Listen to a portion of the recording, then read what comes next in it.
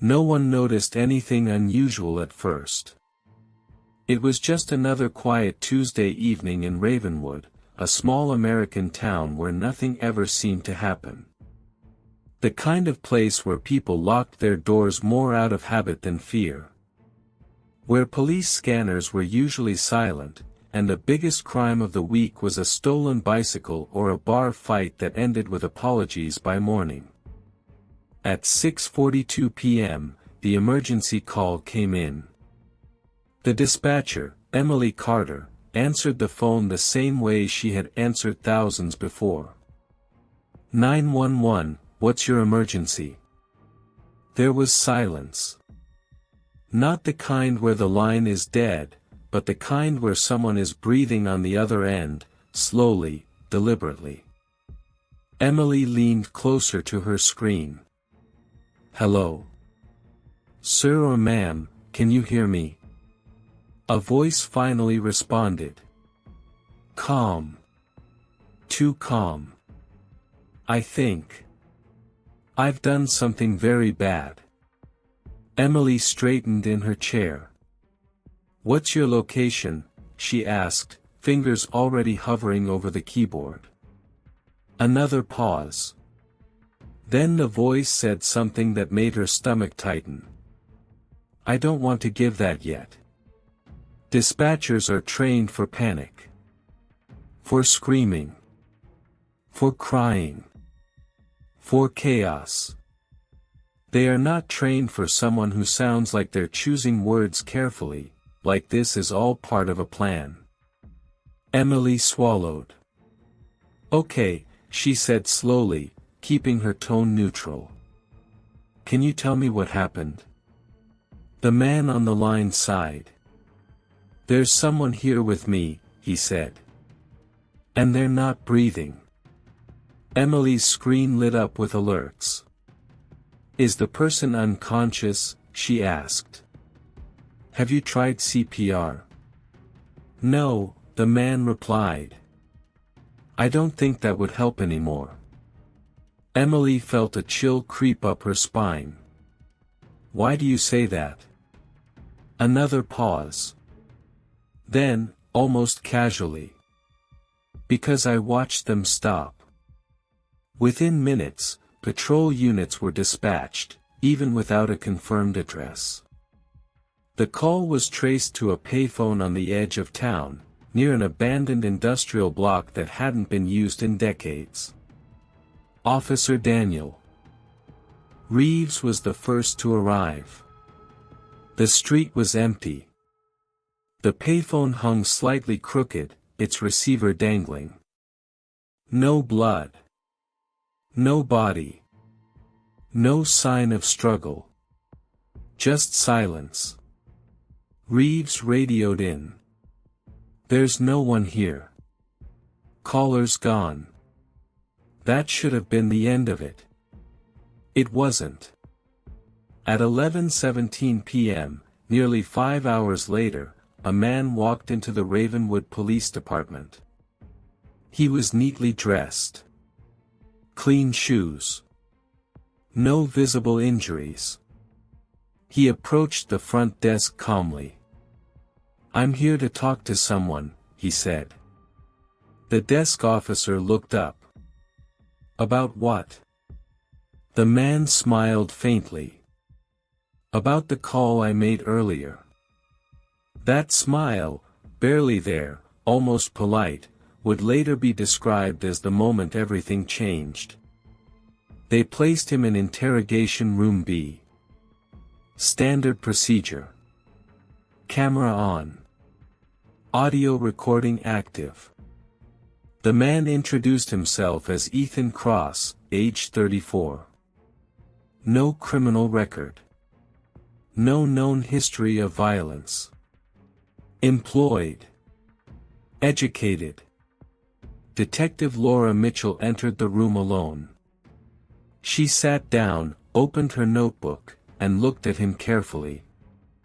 Ethan, she said, do you know why you're here? He nodded. Yes. Then tell me, she said. Ethan leaned forward slightly. I want to explain everything, he said. But only if you promise to listen carefully. Laura felt something she couldn't explain. Not fear. Not yet. Something worse. What happened tonight? Laura asked. Ethan looked directly into the camera. I killed someone. The room went silent. Laura didn't react. She had heard confessions before. Who? She asked.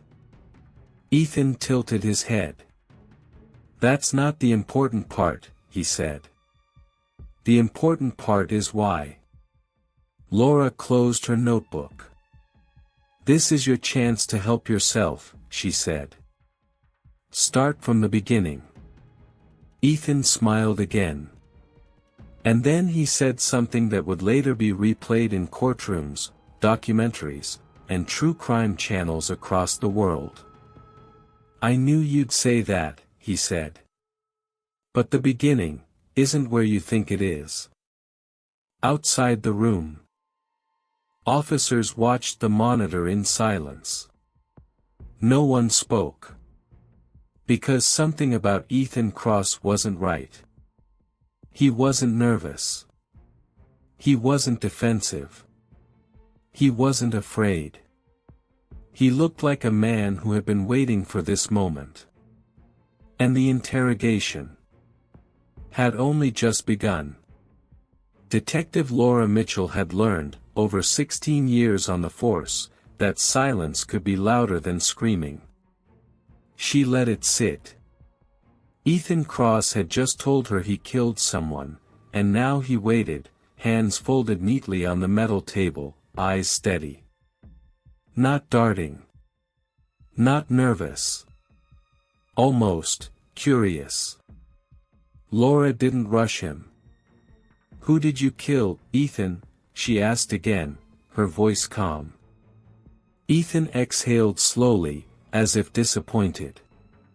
You're already breaking the first rule, he said. Laura's pen paused. What rule is that? Ethan leaned back in his chair. The cuffs around his wrists clinked softly, the only sound in the room. Rushing, he said. You want a name because names make things simple. But this isn't simple. Laura studied his face. No twitch. No sweat. His pupils didn't widen the way they usually did when suspects lied. Then help me understand, she said.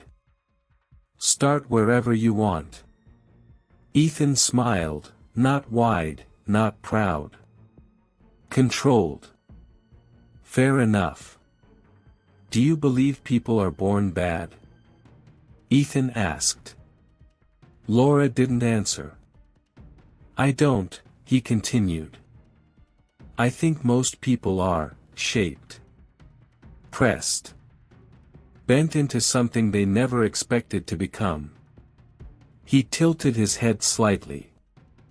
Tonight was just the final bend. Laura scribbled a note. Deflection. Philosophical framing. Tell me about the person who died, she said. Ethan's eyes flickered for the first time. Why? He asked.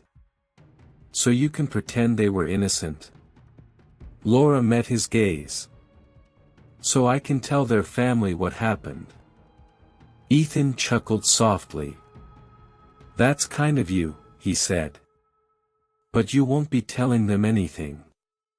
Laura stiffened. Why not? Because, Ethan said calmly, they don't know they've lost anyone yet. Through the one-way glass, Captain Robert Hale folded his arms. That's not possible, he muttered. Sergeant Mark Alvarez shook his head. Unless the body hasn't been found. Hale's jaw tightened. Or unless he's lying. Alvarez didn't look convinced. Laura leaned forward now. "Ethan," she said, "where is the body?" Ethan didn't answer immediately. Instead, he asked, "Do you know how many interrogation rooms I've watched?" Laura blinked. "Excuse me?" "Online," Ethan said. "Footage. Transcripts. Analysis videos. I find them fascinating." Laura's blood ran cold. "You studied interrogations?" "Yes," he replied. "Yours included." The pen slipped slightly in Laura's fingers. "That's not possible." Ethan smiled. "Detective Laura Mitchell," he said, reciting smoothly. "Known for her calm demeanor, high confession rate, and preference for conversational pressure rather than intimidation." He leaned closer. "You always believe you're the one setting the pace." Laura didn't respond, but something inside her shifted. Ethan glanced up at the red blinking light in the corner of the room. "Is this one on continuously?" he asked. "Yes," Laura said. "Everything is recorded." "Good," Ethan replied. "I'd hate for anyone to miss this." "Miss what?" Ethan's eyes locked onto hers. "The moment you realize you're not interviewing me," he said. "I'm testing you." Laura inhaled slowly. "Then let's test something simple," she said. "How did the person die?" Ethan's expression finally changed. "Not fear. Nostalgia." Quietly, he said. "That was important to me." Laura kept her face neutral. "No weapon?" she asked. "Oh, there was a weapon," Ethan replied. "Just not the kind you're imagining." Laura waited. "Time," Ethan said. "And trust." The word trust echoed uncomfortably. "They let you close?" Laura asked. "Yes," he said. "They opened the door themselves." Laura changed tactics. "Did you know them?" she asked. Ethan nodded. "For years." "Family?" "No." "Friend?" "No." "Then what?" Ethan smiled again. "An audience." Laura felt a sharp chill. "What do you mean by that?" "It means," Ethan said softly. "They were watching me long before I ever touched them." Outside, a junior officer hurried into the observation area. "Captain," he said, breathless. "We've got something." Hale turned. "A missing persons report," the officer continued. "Filed 3 hours ago. Adult male. Lives alone. Last seen tonight." Alvarez leaned forward. "Any connection to Ethan Cross?" The officer hesitated. "The caller reported strange behavior," he said. "Said the missing man mentioned he was meeting someone important." Hale exhaled sharply. "Get the address." Laura stared at Ethan. "Someone's missing," she said carefully. "And we think it's connected to you." Ethan's smile faded. "That was faster than I expected," he said. Laura seized the moment. "Is he alive?" she demanded. Ethan looked at the table. Then back up.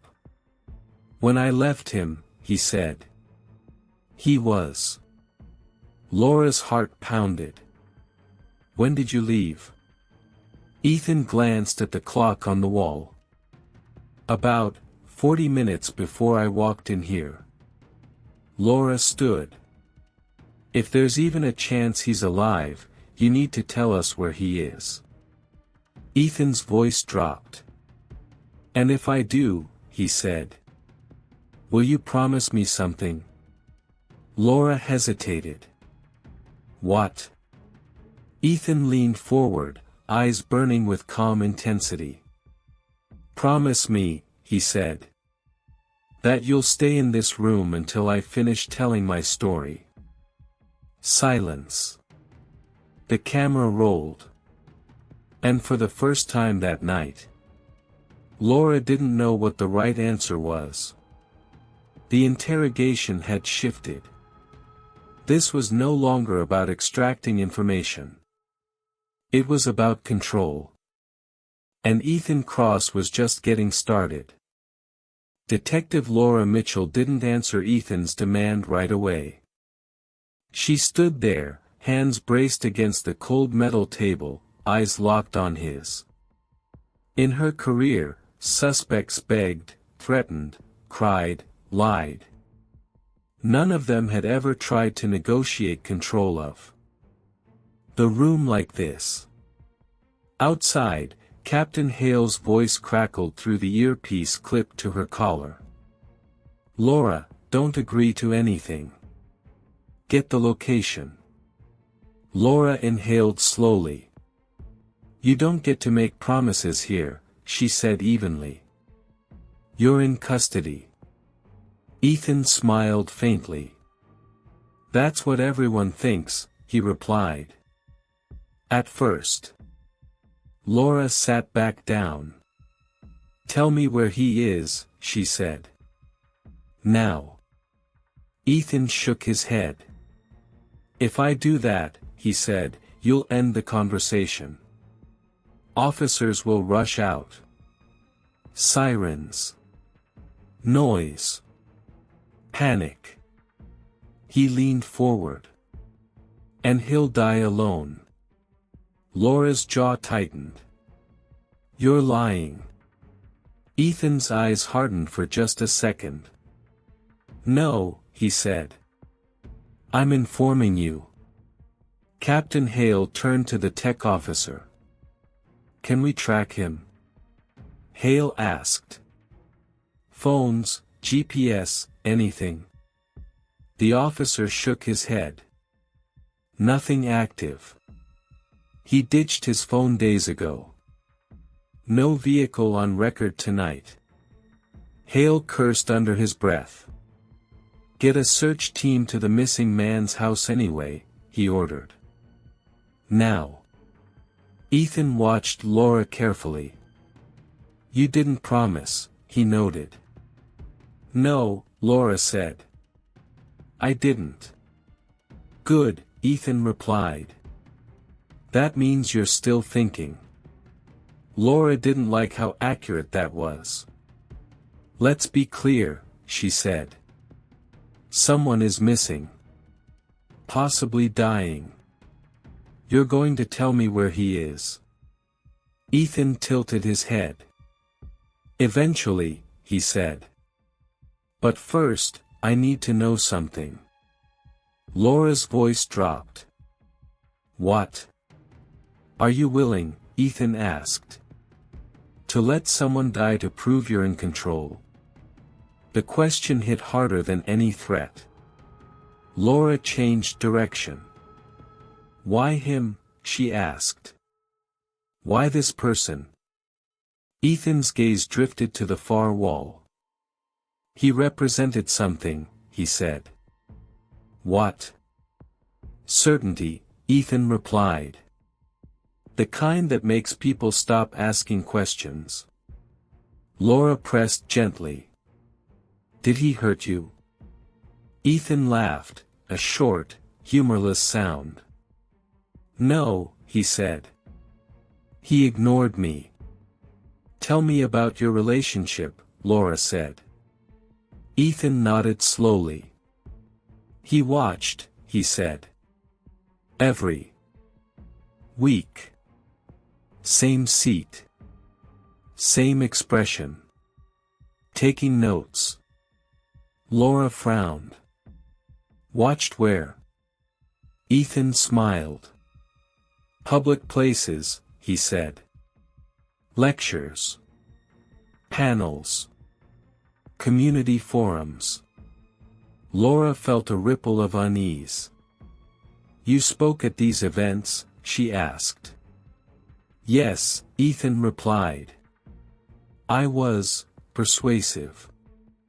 Ethan's voice grew more animated now, like a man remembering a stage. I talked about truth, he said. About how easily people accept comfortable lies. Laura listened carefully. And he challenged you? No, Ethan said. Worse. He believed me. The room went quiet. He trusted you, Laura said. Ethan nodded. And I needed to know how far that trust went. Outside, Sergeant Alvarez received a radio call. Search teams at the residence, a voice said. No sign of forced entry. No blood. Alvarez closed his eyes briefly. Anything at all? Basement door was unlocked, the voice replied. And there's a chair set up down there. Camera tripod. Lights. Alvarez's stomach dropped. Laura's phone buzzed. She read the message and looked back at Ethan. You filmed it, she said. Ethan's lips curved slightly.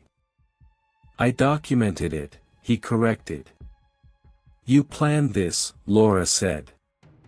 Yes, Ethan replied. 4 months. Laura leaned closer. Is he still alive? Ethan didn't answer immediately. Instead, he asked softly. How good are you under pressure, detective? Ethan glanced at the clock again. From the moment I left, he said. You have about 90 minutes. Laura's heart pounded. 90 minutes until what? Ethan's voice was almost gentle. Until the oxygen runs out. Laura stood abruptly. Captain, she said into her mic, we're on a timer. He's buried him or sealed him somewhere. Ethan watched with fascination. You see, he said. Now you're listening. Laura rounded on him. Where is he? She demanded. Ethan met her eyes. Not yet, he said. You still haven't agreed to stay.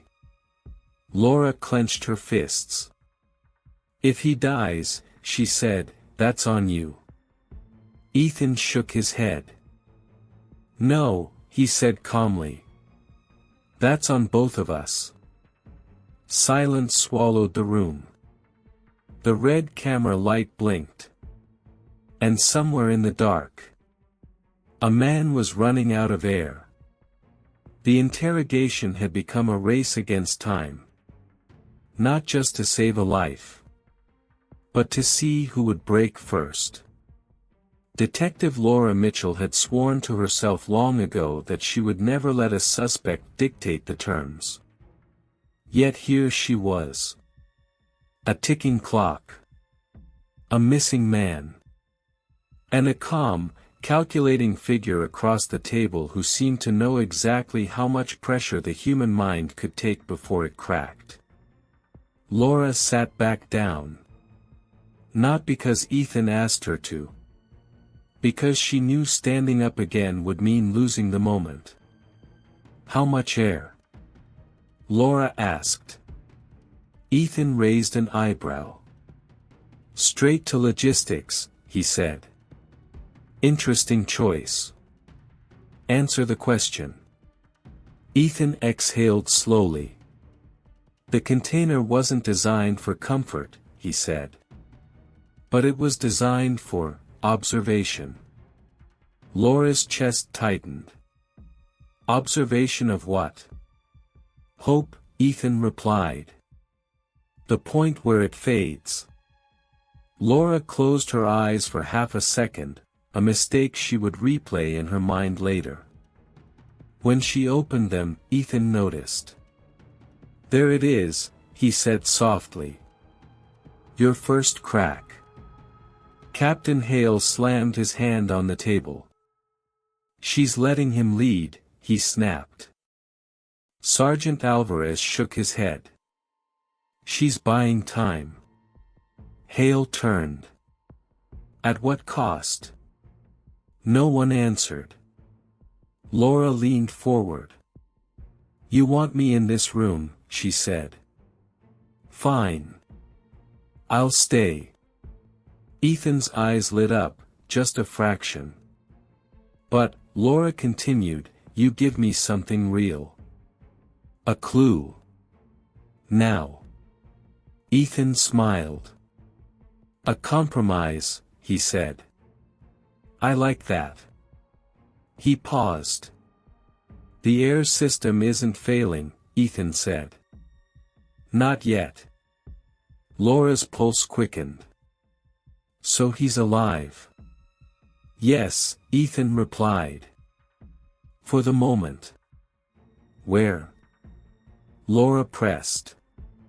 Ethan shook his head. "Too soon." Laura's jaw clenched. "You want to know why I chose him," Ethan said suddenly. "Why I chose this?" Laura nodded cautiously. Ethan's gaze drifted. "I grew up invisible," he said. "Not abused. Not neglected. Just, unnoticed." Laura listened. "Teachers didn't remember my name," Ethan continued. "Neighbors forgot I lived there. Even my parents spoke about me like I wasn't in the room." Laura felt a flicker of recognition, not sympathy, but pattern. "So you needed to be seen," she said. Ethan smiled. "I needed proof," he corrected. "That attention could be engineered." "He was perfect," Ethan said. "A man who watched, recorded, analyzed. A man who believed observation meant control." Laura stiffened. "You turned him into a subject." "Yes," Ethan replied. "And tonight, you became one too." Laura met his gaze. "You think this is an experiment," she said. "I know it is," Ethan replied. Laura's earpiece crackled. "Basement footage recovered," Alvarez said quietly. "We found the camera." Laura didn't look away from Ethan. "Did you hear that?" she asked. Ethan nodded. "Yes," he said. "That means you're close." Laura's heart skipped. "Close to what?" Ethan leaned forward. "Understanding," he said. "But not the location." Laura raised her voice slightly. "You enjoy this," she said. "People suffering so you can feel powerful." For the first time, Ethan's expression changed sharply. Anger. Controlled, but unmistakable. "No," he said coldly. "I enjoy precision." Laura realized instantly what she'd done. She'd attacked his self-image. And Ethan Cross did not forgive imprecision. "Time," Ethan said quietly, glancing at the clock. "Just became more expensive." Laura's breath caught. "What did you do?" "Nothing," Ethan replied. "I simply won't help you as quickly now." Outside, Captain Hale swore. "She pushed him," he said. "Damn it." Laura forced her voice steady. "You want control," she said. "Not power." Ethan looked at her. "Yes," he said. Finally. So tell me how to give it to you, Laura said. Ethan smiled again, slower this time. You already did, he replied. When you stayed. Laura had made her first irreversible mistake. She had let Ethan believe he was winning. And the countdown kept moving. The clock on the wall clicked over to 1:03 a.m. Detective Laura Mitchell didn't look at it this time. She could feel it. Every second tightening like a wire around her chest. Ethan Cross sat calmly, hands still cuffed, posture relaxed, as if the room belonged to him now. The silence between them had changed. It was no longer empty. It was charged. You said you wanted control, Laura said carefully. So tell me what that looks like to you. Ethan studied her for a long moment. You've stopped trying to win, he said. That's good. Ethan leaned back. When I was 12, he began, a boy went missing in my neighborhood. Laura's pen moved again. Everyone panicked, Ethan continued. Posters. News vans. Candlelight vigils. His voice remained steady. And for the first time, he said softly. People paid attention. Laura felt the chill immediately. You were involved, she said. No, Ethan replied. But I was fascinated. By what? By how absence creates presence, Ethan said. A person becomes more real when they're gone. Laura's throat tightened. And you learned something, she said. Ethan nodded. That fear is a language, he said. And everyone understands it. Laura took a risk. Did you ever tell anyone this? She asked. Ethan's jaw tensed. No, he said. Because when I finally did. He stopped. Laura waited. No one believed me, Ethan finished. Believed what? That I could see it happening again, he said. That people never change. Laura leaned forward. So this wasn't about revenge, she said. It was about proof. Ethan smiled. Yes. Sergeant Alvarez burst into the observation area. We found something, he said. Storage facility records. Rented unit under a fake name. Captain Hale straightened. How far? 20 minutes, Alvarez replied. And the ventilation system. Hale's eyes widened. Limited, Alvarez finished. Laura's earpiece buzzed. She didn't react immediately. Instead, she said, you didn't bury him. Ethan looked surprised. No, he admitted. That's too crude. You sealed him, Laura said. Somewhere designed to be forgotten. Ethan smiled slowly. Better, he said. Laura pressed. Somewhere people walk past every day. Ethan tilted his head. Now you're thinking like me. How long? Laura asked. Ethan checked the clock. About 40 minutes, he said. Laura's breath caught. You promised he had more time. I said the air system wasn't failing, Ethan replied calmly. I never said the person wouldn't. Laura clenched her fists under the table. You chose him because he watches, Laura said. Because he documents. Yes, Ethan said. Because, Laura continued. He reminds you of yourself. Ethan's smile vanished. That's enough, he said sharply. Laura realized she had touched the core. He believed watching meant safety, she said. And you wanted to prove it doesn't. Ethan's voice dropped. People think seeing something means they understand it, he said. But they don't act. Laura nodded slowly. And tonight, she said. You're forcing us to act. Silence filled the room. Then Ethan spoke, quietly. The key, he said, is underground. Laura's heart slammed. Underground where? She demanded. Ethan met her eyes. Somewhere people store what they don't want to think about, he said. Laura stood. Captain, she said into the mic, send teams to the storage facility.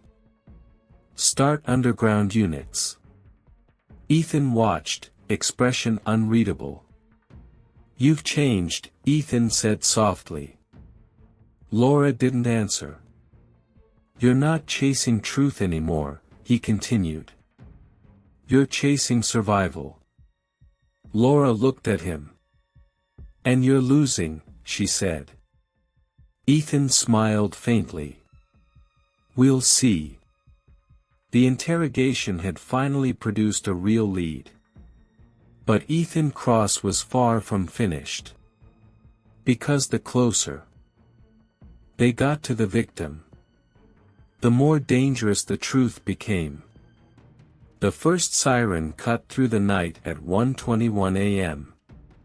Inside the Ravenwood Police Department, phones rang non-stop. Radios crackled. Officers moved with purpose, but beneath the discipline was a shared fear. They might already be too late. The storage facility sat on the edge of town, concrete, windowless, and forgotten. Rows of metal doors stretched like a maze beneath flickering fluorescent lights. Sergeant Alvarez led the team. Check every unit, he ordered. Start with the lowest level. A K-9 unit barked sharply, pulling toward a dark corridor marked beat 17 to beat 34. Alvarez's heart pounded. Ethan Cross listened to the distant sirens through the building walls. They found it, he said calmly. Detective Laura Mitchell didn't respond. She stood near the door now, arms crossed, eyes fixed on him. You lied about the time, she said. Ethan shrugged. I adjusted, he replied. Based on your behavior. Laura stepped closer.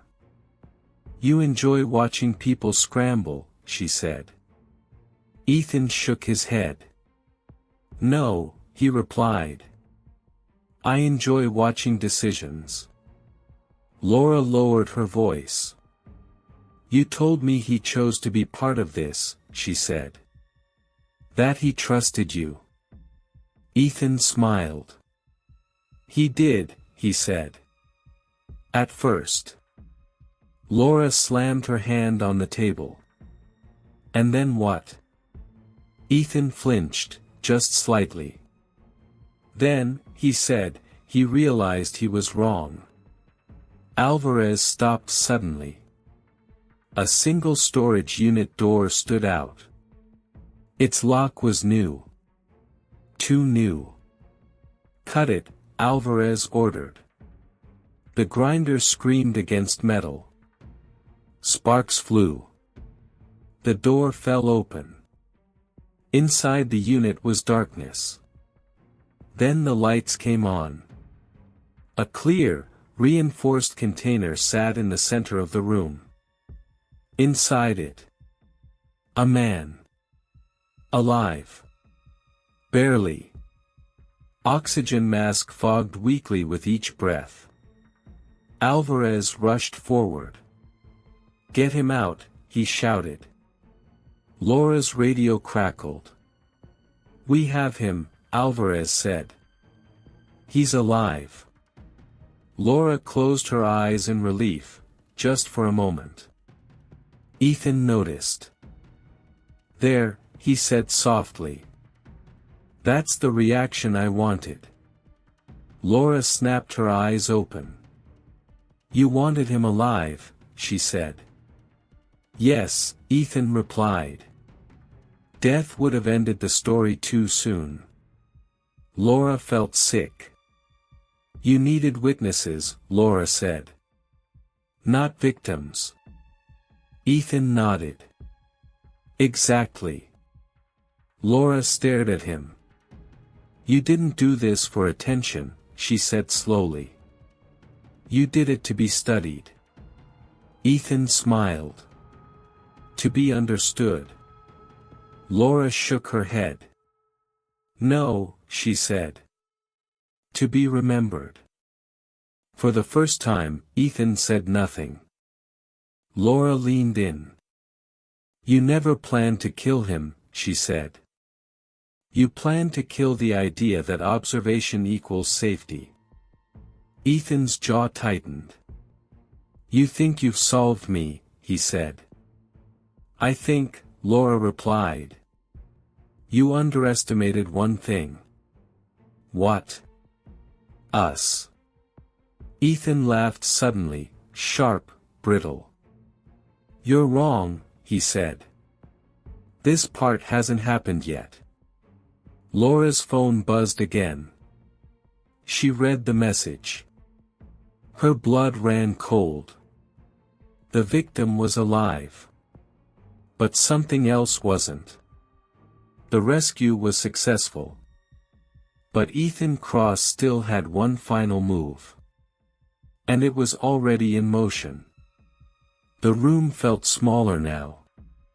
Detective Laura Mitchell stood frozen, phone still glowing faintly in her hand. The message on the screen replayed itself in her mind like a gunshot echoing down a hallway. Victim stabilized. But we found something else. Laura looked up at Ethan Cross. He was watching her closely. Not smug. Not smiling. Waiting. You're quiet, Ethan said. That usually means something important.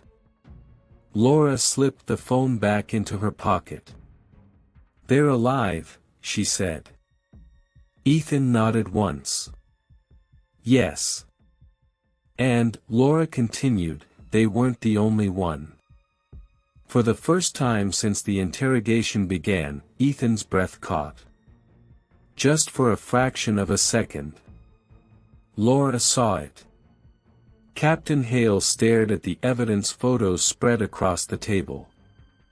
3 storage units. 3 reinforced containers. Only one occupied. The other 2. Clean. Prepared. Waiting. Jesus. Hale whispered. Alvarez swallowed hard. He planned more, he said. Maybe still does. You lied, Laura said quietly. This wasn't one experiment. Ethan leaned back. No, he admitted. It was a series. How many? Laura asked. Ethan didn't answer. Laura pressed harder. How many people trusted you, Ethan? Silence. The camera hummed softly. I didn't force them, Ethan said finally. They came willingly. Laura's voice sharpened. Because you manipulated them. Ethan shook his head.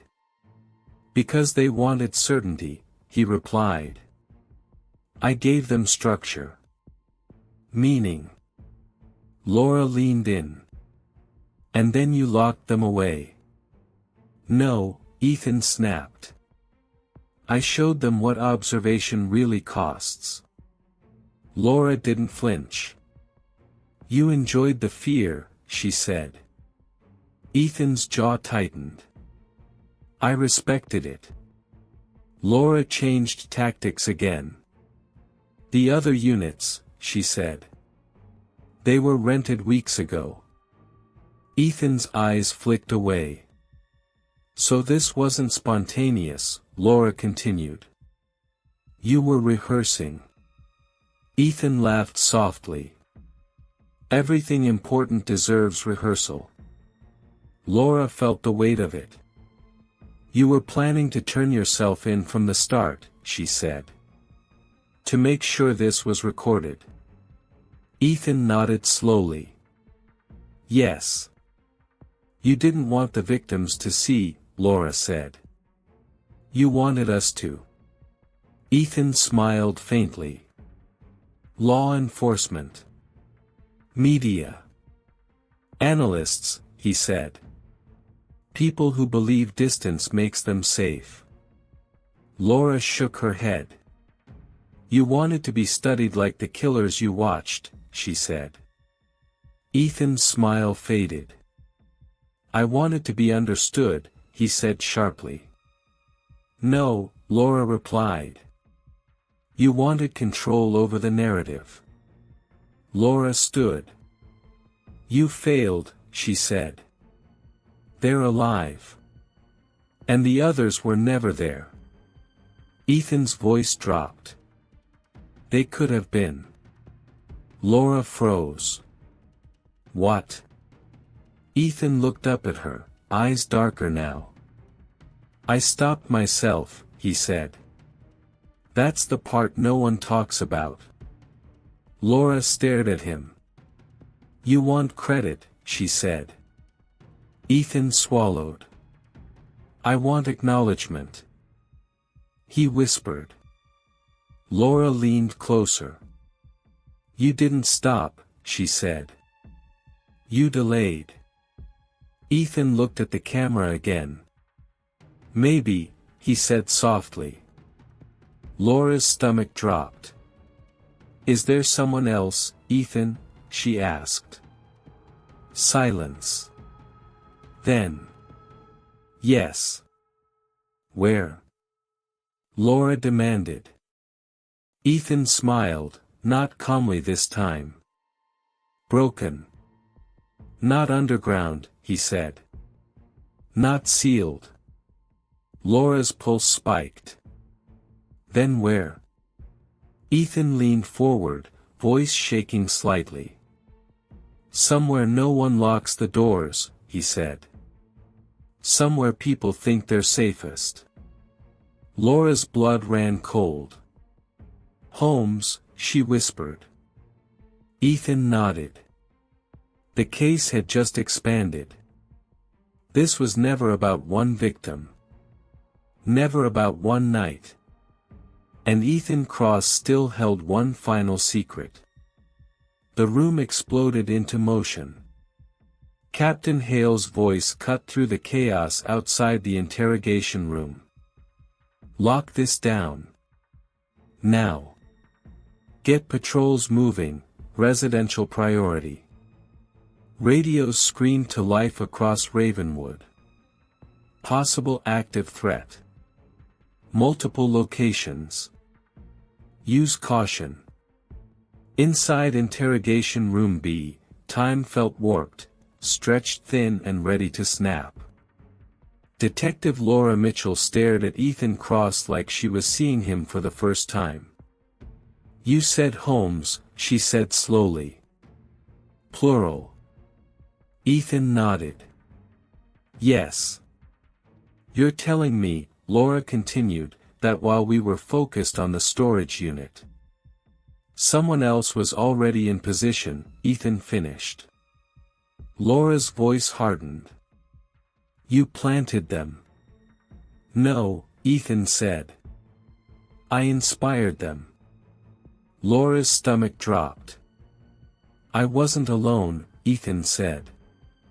There are others who listen. Who watch quietly. Who learn? Laura felt the weight of it settle in her chest. You taught them, she said. I showed them a method, Ethan replied. A philosophy. Laura shook her head. You radicalized them.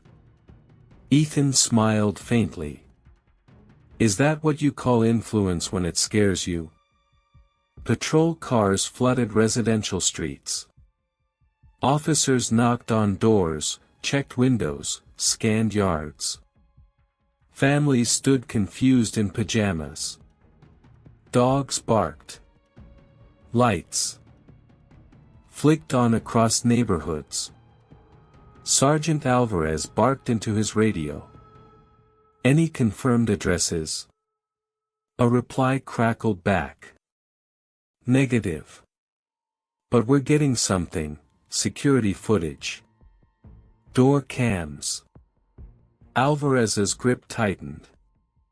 Laura leaned closer. You know exactly where they are, she said. Ethan met her gaze. I know where they were, he replied. Before I walked in here. Laura's heart pounded. How many? She asked. Ethan hesitated. That hesitation said everything. Say it, Laura demanded. Ethan's jaw trembled. 3, he said. Laura closed her eyes for half a second. 3 homes, she said. 3 people. Not chosen at random, Ethan added. Chosen for predictability. Laura's voice dropped to a whisper. Families? Ethan nodded once. Outside, a tech officer shouted. We've got video. The screen filled with grainy doorbell footage. A man stood calmly on a front porch. Hands visible. Smiling. He rang the bell. Laura felt the air leave her lungs. That's one of yours, she said. Ethan didn't deny it. He practiced the smile, Ethan said softly. So it wouldn't look threatening. You didn't tell them to kill, Laura said. No, Ethan replied. I told them to observe. Laura snapped. You knew observation would turn into action. Ethan slammed his cuffed hands onto the table. Only if no one intervened. Silence swallowed the room. Laura stared at him. You're still running the experiment, she said. Even now. Ethan's eyes filled, not with tears, but something closer to desperation. You're supposed to stop it, he whispered. Alvarez's voice came through. We've got one address. Patrols on scene. Doors locked. Laura turned away from Ethan. Breach, she said into the mic. Now. Ethan watched her. One down, he murmured. Laura spun back. You don't get to count, she said. I wanted to see, Ethan said quietly. If anyone would act without being told. Laura's voice shook. And if they don't? Ethan looked at the camera. Then I'm right. The interrogation room had become the control center for a city in crisis. 3 doors. 3 unknown outcomes. And the most chilling truth of all. Ethan Cross might not be the most dangerous person involved.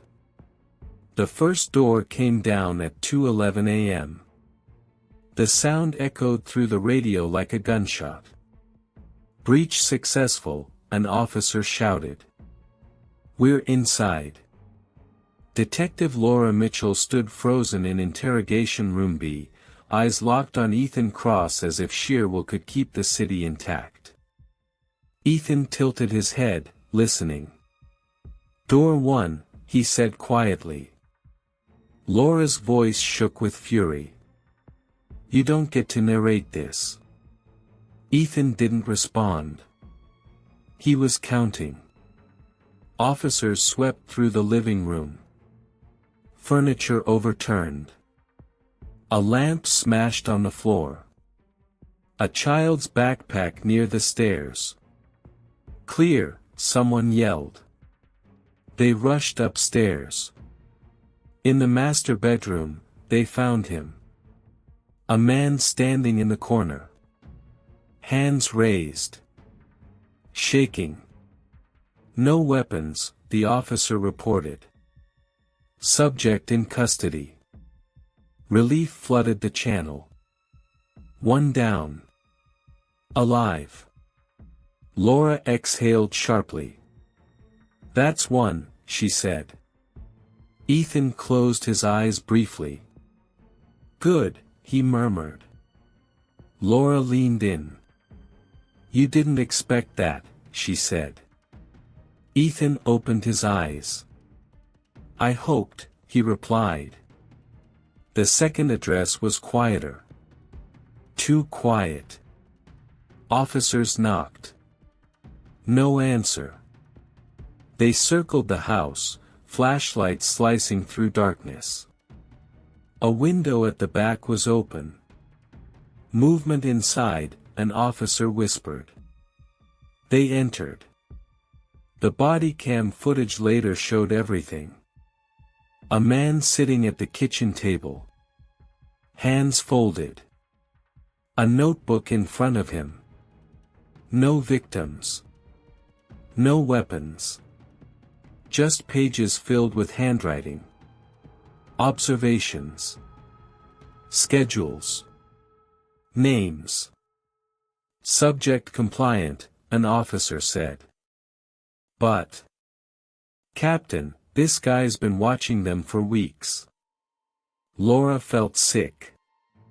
He didn't act, she whispered. Ethan nodded. That's worse, he said softly. He learned.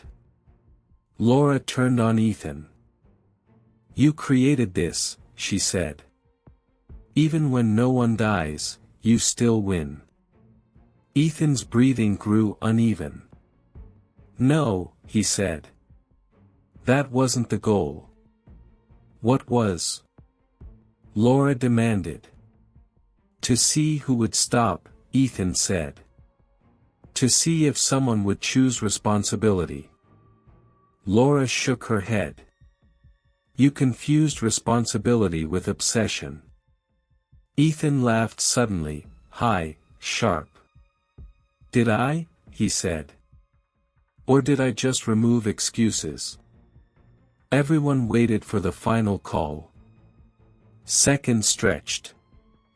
Then. Shots fired. Shots fired.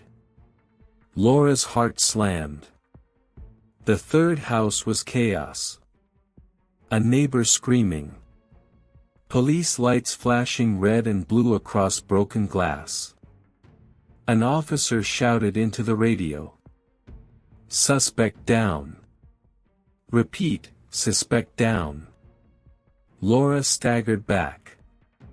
What about the residents? She shouted. A pause. They're safe, the voice replied. Shaken. But alive. Laura closed her eyes. One dead. Ethan stared at the table now. His hands were trembling. That wasn't supposed to happen, he whispered. Laura slammed her palms down. But it did, she said. Because you set it in motion. Ethan's voice cracked. I never told him to. You didn't have to, Laura interrupted. You taught him how to think. Ethan looked up at her. Tears welled, not of sorrow, but of collapse. I wanted proof, he said. That people don't act unless forced. Laura stared back. "And now you have it," she said. "At the cost of a life." Ethan laughed weakly. "You still don't understand," he said. Laura stiffened. "What now?" Ethan looked at the camera. "This footage," he said. "The interrogation." Laura's blood ran cold. "You designed this to be seen." "Yes," Ethan whispered. "This was always the last experiment." "You're not the subject," Ethan said to Laura. "The city is." Laura felt the weight of it crash down. "You turned fear into a virus," she said. Ethan nodded slowly. "And it spreads through watching." 3 doors were opened. 2 lives were saved. 1 was lost. And the final damage hadn't even begun. Because now, the world was watching. The interrogation room was silent. Not the tense silence of waiting, but the heavy silence that follows irreversible truth. Detective Laura Mitchell sat across from Ethan Cross for the last time. The red camera light was still blinking, recording everything. "You wanted this scene," Laura said quietly. "Every word. Every pause." Ethan nodded. "Yes," he said. "Because truth doesn't matter unless it's witnessed." Laura folded her hands. "And now?" she asked. "What happens now, Ethan?" Ethan looked smaller than before. Not defeated, emptied. "Now," he said, "you decide what people learn from it." Laura felt the weight settle on her shoulders. "You never wanted chaos," Laura said. "You wanted validation." Ethan's eyes glistened.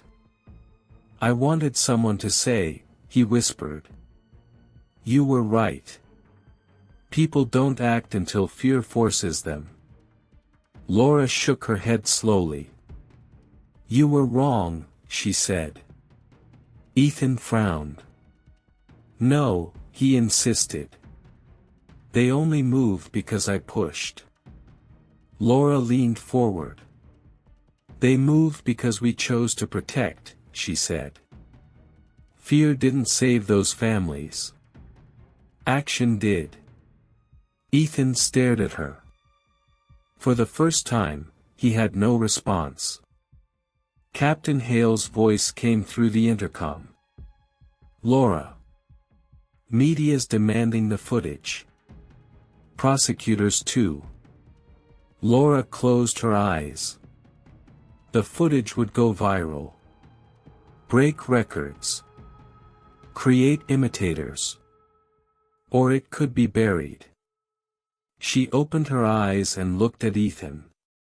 "You thought control came from observation," she said. "But control comes from responsibility." Ethan swallowed. "You're going to hide it," he said. "No," Laura replied. "I'm going to frame it." The department released edited footage. No step-by-step manipulation. No glorification. No instructions disguised as philosophy. Instead, the world saw a man calmly dismantled by his own logic. A detective refusing to play the game. The consequences of turning fear into entertainment. True crime channels called it unsettling. Psychologists called it a case study in moral injury. The public called it the interrogation that changed everything. Ethan Cross was sentenced to life without parole. In prison, he refused interviews. Refused visitors. Refused to watch the footage. The last thing he ever said to Laura was whispered as guards took him away. You ruined the experiment. Laura replied calmly. No, she said. I ended it. The victim from the storage unit survived. He never watched the footage. He moved away. Changed his name. Chose silence over observation. Ravenwood passed new protocols. Interrogation footage was no longer entertainment. It became evidence again. Laura transferred out of interrogation 6 months later. Not because she was afraid, but because she understood something now. That attention can be dangerous. That watching without acting is a choice. And that some stories don't deserve an audience. Years later, when students asked about the case, Laura said only this. It wasn't the most chilling interrogation because of what was said. She paused. It was chilling because millions watched. And had to decide what kind of people they were. The most chilling interrogation ever recorded.